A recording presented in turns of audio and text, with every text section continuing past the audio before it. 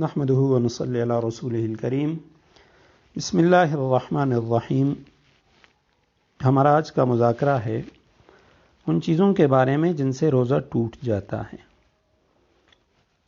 اور روزہ ٹوٹنے کی دو صورتیں ہیں۔ ایک صورت تو وہ ہے کہ جس میں صرف روزے کی قضا لازم آتی ہے، اور دوسری صورت وہ ہے کہ جس میں قضا کے ساتھ کفارہ بھی لازم آتا ہے۔ البتہ یہ تین چیزیں ہیں جن کا جان لینا ہمارے لیے ضروری ہے۔ ایک چیز قضا، اور دوسری چیز ہے کفارہ، اور تیسری چیز ہے فدیہ۔ ان تینوں میں فرق کیا ہے؟ تو سب سے پہلی جو چیز ہے قضا، یعنی قضا کسے کہتے ہیں؟ چونکہ روزے میں کھانا پینا اور صحبت وغیرہ کا ترک کرنا یہ لازم ہے، تو اگر کوئی شخص ان میں سے کسی ایک حکم کی خلاف ورزی کرے، کھانا کھائے یا کوئی چیز پی لے یا صحبت کر لے، تو اس سے روزہ فاسد ہو جائے گا، یعنی اس کا روزہ ختم ہو جائے گا۔ لیکن اس میں فرق یہ ہے کہ کھانے پینے میں اگر کوئی ایسی چیز پیٹ میں پہنچائی گئی جو انسانی صحت کے لیے نفع بخش ہے، یا وہ کوئی لذیذ چیز ہے، غذا وغیرہ ہے، یا دوائی ہے جو اس کے لیے صحت کے لیے نفع بخش ہے، تو ایسی چیزوں سے روزہ ٹوٹ جاتا ہے۔ اور صرف یہ نہیں کہ اس سے روزہ ٹوٹتا ہے، بلکہ بغیر عذر کے اگر دوائی پی گئی یا کھانا کھایا تو اس میں اس جرم کا کفارہ بھی دینا ہوگا۔ اور اگر وہ چیز قصداً نہیں پہنچائی بلکہ خود پہنچ گئی، یا وہ چیز یعنی خود نہیں پہنچی بلکہ پہنچائی گئی لیکن وہ بدن کے لیے نفع بخش نہیں ہے، دوائی نہیں ہے، یا کھانے پینے عام طور پہ جو چیز کھائی جاتی ہے، پی جاتی ہے، جو بدن کو طاقت دیتی ہے، فائدہ دیتی ہے، وہ چیز نہیں ہے، تو اس میں صرف روزے کی قضا ہوتی ہے، کفارہ نہیں ہوتا۔ یا مثلا کوئی ایسا کام کیا جائے جس کی لذت جماع کی لذت کے برابر ہے، تو اس میں قضا اور کفارہ دونوں واجب ہوں گے، اور اگر اس کام کی لذت وہ جماع کے برابر نہیں ہے تو اس میں صرف قضا ہوگا۔ یعنی خلاصہ اس کا یہ ہے کہ روزہ کو فاسد کرنے والی جو چیزیں ہیں وہ دو قسم کی ہیں، ایک وہ جن سے صرف قضا لازم ہوتی ہے، اور دوسری وہ جن پر قضا اور کفارہ دونوں لازم ہوتا ہے۔ تو آسان لفظوں میں اس کو یوں سمجھنا چاہیے کہ جن چیزوں سے، جن باتوں سے روزہ ٹوٹ جاتا ہے، اس میں کچھ ایسی ہیں جن سے یعنی صرف روزہ نہیں ٹوٹتا بلکہ اس روزے کے بدلے میں یعنی روزہ بھی رکھا جاتا ہے، کفارہ بھی دیا جاتا ہے۔ تو اس صورت میں اس کو کہا جاتا ہے کفارہ، 2 مہینے مسلسل روزے رکھے جاتے ہیں۔ اور دوسری صورت میں جس میں صرف روزہ ٹوٹ جاتا ہے تو اس میں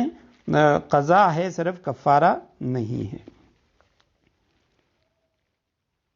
الفقہ علی المذاہب الاربعہ، کتاب الفقہ، یہ مشہور فقہ کی کتاب ہے۔ اس میں اس کا خلاصہ یوں لکھا ہے کہ جو چیزیں پیٹ میں اس طرح رہ گئی ہوں، جس طرح اس کا پیٹ میں جانا شرعاً تسلیم کیا گیا ہو، یعنی کسی چیز کا ناک سے منہ کے ذریعے پیٹ کے اندر جانا یا دماغ تک پہنچنا، تو یہ جو چیزیں ہیں ان سے روزہ باطل ہو جاتا ہے اور قضا واجب ہوتی ہے، کفارہ وہ لازم نہیں ہوتا۔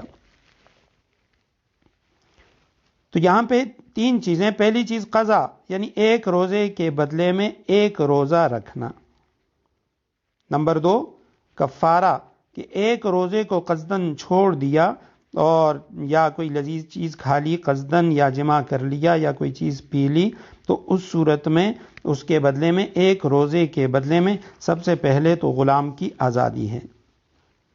اور اس کے بعد دوسرے نمبر پہ 2 مہینے مسلسل روزے رکھنا، اس کو کفارہ کہا جاتا ہے۔ سب سے پہلے تو یہ ہے کہ غلام کی آزادی، اس کے بعد 2 مہینے مسلسل روزہ، اگر وہ بھی نہیں رکھ سکتا تو اس کے بعد پھر تیسری چیز یہ ہے کہ 60 مسکینوں کو 2 وقت کا کھانا کھلانا۔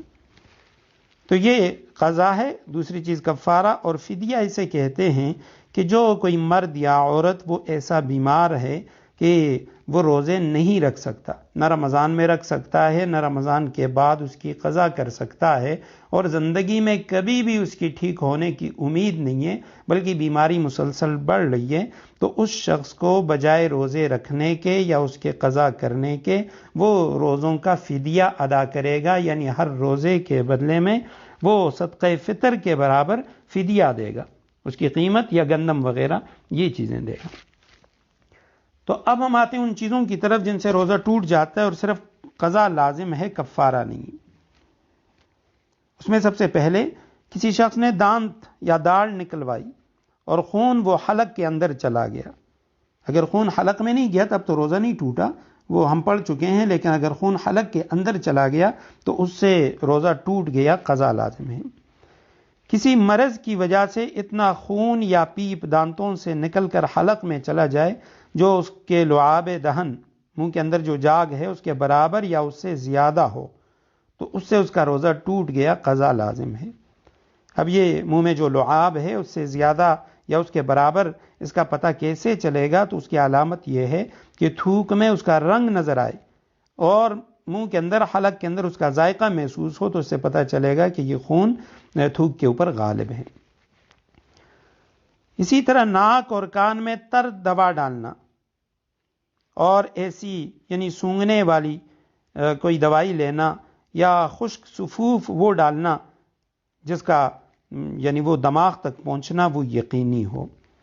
یہ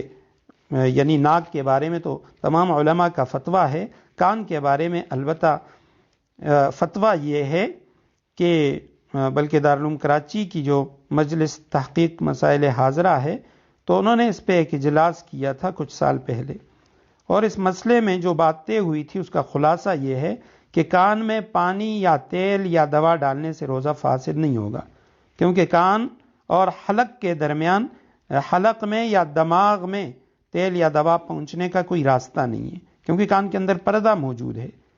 البتہ اگر کسی شخص کے کان کا پردہ پھٹا ہوا ہو اور وہ پانی یا تیل یا دوا اس کے حلق میں پہنچ جائے یا اس کے دماغ میں پہنچ جائے تو اس سے روزہ فاسد ہو جائے گا۔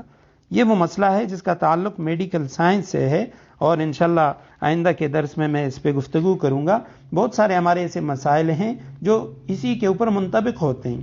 اب ہماری فقہ کی جتنی قدیم کتابیں ہیں ان سب میں یہ مسئلہ لکھا ہے کہ کان میں دوائی ڈالنے سے روزہ ٹوٹ جاتا ہے، لیکن چونکہ اس کا تعلق میڈیکل سائنس سے ہے تو ڈاکٹروں نے بتایا کہ بھئی کان اور دماغ یا پیٹ کے درمیان کسی چیز کے جانے کا کوئی راستہ نہیں ہے، تو اس لیے جب تک یہ کان کا پردہ سلامت ہو۔ اور اسی طرح بیوی کے ساتھ بوس و کنار وغیرہ کرنا، اس سے اگر انزال ہو جائے تو روزہ فاسد ہو جاتا ہے۔ اور ایسی چیز کا نگل جانا جسے عادتاً جسے کھایا پیا نہ جاتا ہو،